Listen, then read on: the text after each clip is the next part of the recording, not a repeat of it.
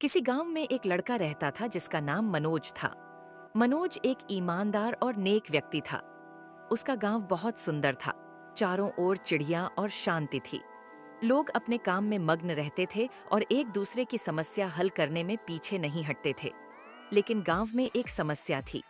वहां का मुखिया रघुवर बहुत ही भ्रष्ट था और गांव के लोगों से बेईमानी करता था। मनोज के पिता एक किसान थे और बहुत मेहनत करते थे। मनोज के पिता ने मनोज को हमेशा अच्छाई और ईमानदारी का साथ देने के लिए कहते थे। मनोज अपने पिता की बातों को ध्यान से सुनता और उन पर हमेशा ध्यान दिया करता था।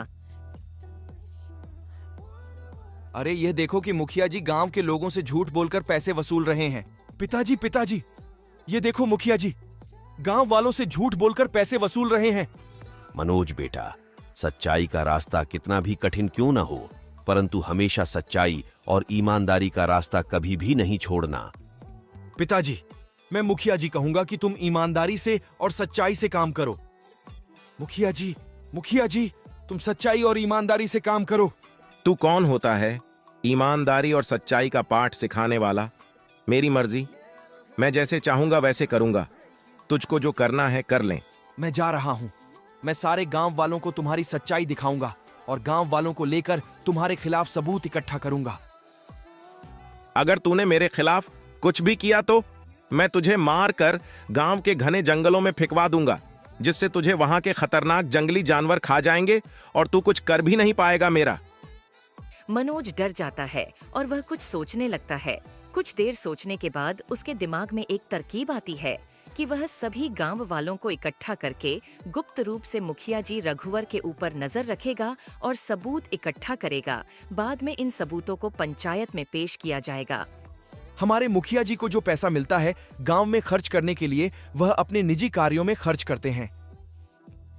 हम सभी लोग मुखिया जी के ऊपर गुप्त रूप से नजर रखेंगे और उनके खिलाफ इकट्ठा करेंगे और उनके भ्रष्टाचार का पर्दा फास्ट करेंगे। सभी लोग ऐसा ही करते हैं और पंचायत बुलाते हैं। पंचायत में है और मुखिया जी के भ्रष्टाचार को सभी गांव वालों के सामने रखता है। नहीं, मैंने ऐसा कुछ नहीं किया। मैंने सारा पैसा गांव के विकास में ही खर्च किया है। यह गांव वाले सभी झूठ बोल रहे हैं।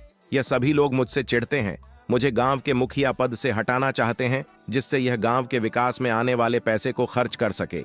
मैं सही बोल रहा हूं।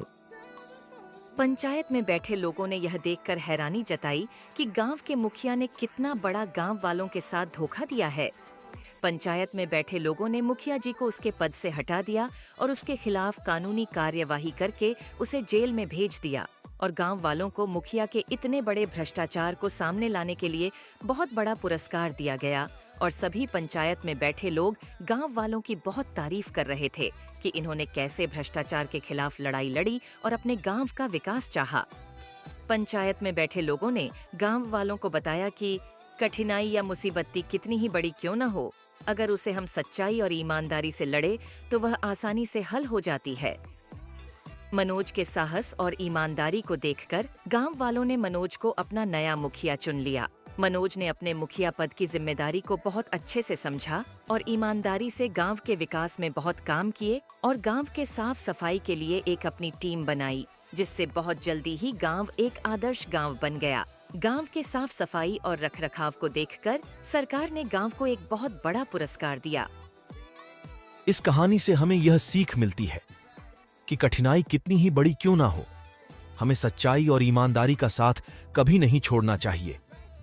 बाद में सच्चाई की ही जीत होती है।